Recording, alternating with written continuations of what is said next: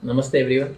My name is Dr. Salil Vijay Patkar. I am a cancer specialist at Apollo Hospitals. And today we are going to discuss about immunotherapy and its role in cancer. It's a question I am commonly asked and I think it's something that deserves to be explained. It's very interesting. It's a groundbreaking option for treatment in cancer patients now. So just in brief, what is the history? How did we reach here? So there was a surgeon in the 1900s called William Coley. And he had a lot of patients of a certain type of tumor known as sarcoma. And he had a young girl who ended up with a sarcoma of the hand. And they had tried, back then the treatment options were even more limited. So they tried surgery and it came back very fast. And that left him worried that is there anything else we can do for this girl, because he really wanted to save a 21-year-old girl who had a sarcoma. And so one of the things that they tried, he found another patient during that same time who had an even worse stage in terms of the cancer. The stage was even worse. And people had given up all hopes for that patient. But 6 months later, that patient came back to William Coley and he found miraculously that his tumor had almost shrunk by more than 90%. So he wondered that, this person had an even worse prognosis than this young girl, and yet his tumor had almost completely vanished. So he asked him how. And he said, I had no idea. But while taking the patient's history, he found out that the patient had a very serious infection post-surgery. See, back in the 1900s, people were not so aware of all the sterile precautions that needed to be taken while conducting a surgery. But as it happens, that infection that he had, in fact, and the bacteria that set into his bloodstream because of that infection, developed or evoked an immune response. And that immune response, in fact, shrunk the tumor. So William Coley then actually took inoculums of bacteria that he had cultured, and he started injecting it into patients of sarcomas whom he knew would otherwise not survive. And some of them did respond. Of course, that was a very crude method. I don't think if William Coley tried doing those trials today, he would have probably end up in jail. It was very unethical. But back then, it was the breakthrough that was required, and that is the birth of immunotherapy. We have, of course, reached a very, very far way from that now. So I'll try and explain in as simple words as I can what it is that immunotherapy does in cancer. First and foremost, what is immunity? So immunity is this extremely complex, highly adaptable, very ever-evolving mechanism by which our body fights against diseases. Okay, whether it is virus, whether it is bacteria, whether it is a cancer cell. And in most cases, the immunity manages to evade, the immunity manages to destroy the cancerous cell or the bacteria or the virus. How does this do that? Your immunity consists of a very important component which is known as white blood cells. As I think, probably even if you remember your 10th and 11th standard science, you'll remember that. So your blood has white blood cells, red blood cells and platelets. The white blood cells play a very important role in immunity. They further get divided into B cells and T cells. Your B cells are responsible for forming antibodies. These antibodies go and attack the virus, the bacteria, etc. and destroy them. The T cells, on the other hand, are again further divided into helper T cells, which are known as CD4, and cytotoxic T cells, which are known as CD8 T cells.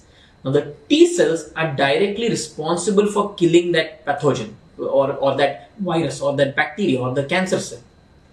In fact, it is the CD8 cell which directly goes and kills these cells. This is why the CD8 T cell is also known as cytotoxic T cell, or it is also known as a killer cell. It is known as the killer T cell. Alright. So the basic mechanism by which the cytotoxic T cell or the CD8 T cell kills the bacteria or the virus or the cancer cell is as follows. The T cell, the cytotoxic T cell, the CD8 T cell within its body contains certain enzymes known as perforin. This is just one of the many enzymes that it has. Now, when the cytotoxic T cell or the CD8 cell comes in contact with a virus or a bacteria or a cancer cell by its antigen, the antigen is the most important part of that virus or the bacteria or the cancer cell. When it comes in contact with that, it releases this perforin enzyme from its CD8 cell, from the T cell. The T cell releases this perforin enzyme, and as the name suggests, the perforin enzyme goes and it perforates the cancer cell, or it perforates the virus, or it perforates the bacteria, and that's how the bacteria or the tumor or the cancer cell gets killed. Okay, that is the basic mechanism by which a T cell has. Of course, I have simplified it, but that is the basic mechanism by which immunity is propagated by the T cell. Now, this immune response, so if we have an immune response, why is it that we still end up with infections or cancers? Well, the immune response needs to be kept in check. All right, you can't have the immune response working continuously. It can't be in a hyperdrive state, because if that's the case, then you will end up with certain diseases because your immunity is hyperactive. These are known collectively as autoimmune disorders. This includes connective tissue disorders such as SLE, RA, autoimmune thyroiditis, etc., etc. Now, on the other hand, if your immunity is completely shut off, you get immunocompromised. The best example of that is a patient with HIV. An HIV patient has T cells which are not working properly. Okay, this is why an HIV patient ultimately ends up with AIDS. This is why an HIV patient ultimately ends up with a host of other infections and even a lot of cancers such as anal cancers, cervical cancers, lymphomas, which tend to occur with a much higher rate in HIV patients because their immunity is suppressed. So either way, if the immunity is not kept in control, if it's in hyperdrive, you end up with autoimmune diseases, and if it is not working properly or up to its mark, you are going to end up with immunocompromised status and again end up with a lot of infections and cancers. Now, how do you keep the immune cell or the T cell in check?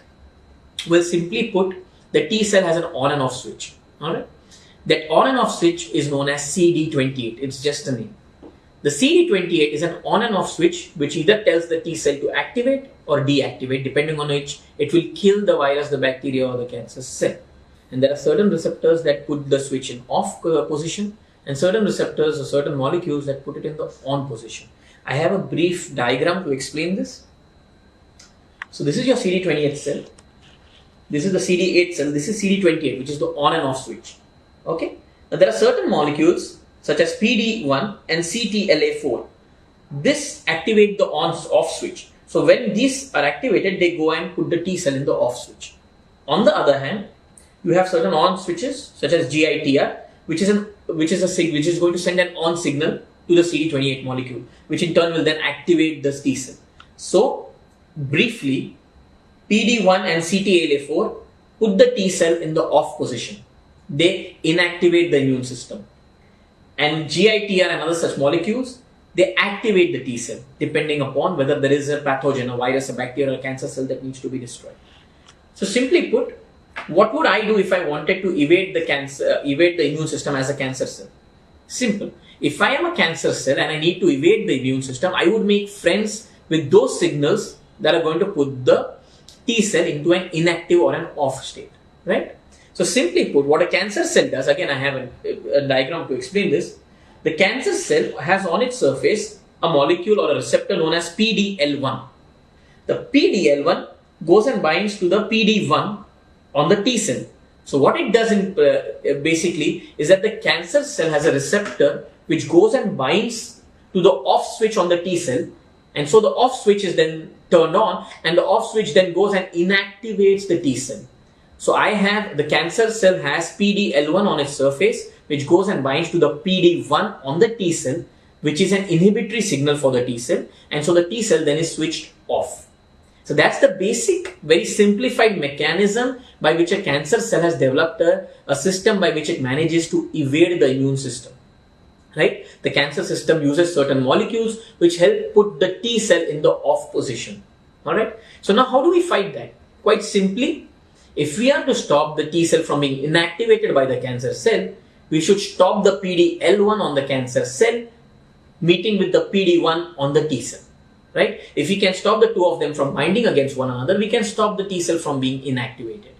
That's as simple as immunotherapy can get. How do we do that? We develop certain antibodies in our laboratories. We develop certain antibodies which bind to PD1 on the T cell or bind to PDL1 on the cancer cell, and they prevent the PD1 and the PDL1 from binding against each other. The antibodies that would be developed against PD1 on the T cell go and bind to it, but they do not inactivate it. So it just goes and occupies that space. So that space, since it's occupied, the PDL1 on the cancer cell cannot go and attach to it anymore. That's the basic mechanism of immunotherapy, especially checkpoint inhibitors, which is one of the most important components of treating most malignancies, solid malignancies by immunotherapy. Alright, now certain molecules that we know of.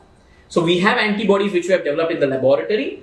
These are now available. They are used commonly by us at Apollo. So we have antibodies which target PD-1. These are known as nivolumab and pembrolizumab. Okay, they target the PD-1 on the T cell and they prevent the PD-L1 from binding with it because they have occupied that space. Similarly, we have antibodies against PD-L1 which are known as atezolizumab and durvalumab, which bind to the PD-L1 on the tumor cell and then they prevent them from binding with the T cell. This is the basic mechanism by which immunotherapy works. Coming to how it helps, you need to understand something about chemo. Chemotherapy works, but chemotherapy is quite toxic because unlike immunotherapy, chemotherapy does not target any particular cell. Chemotherapy not only targets the cancer cell, but it also targets every other cell in your body.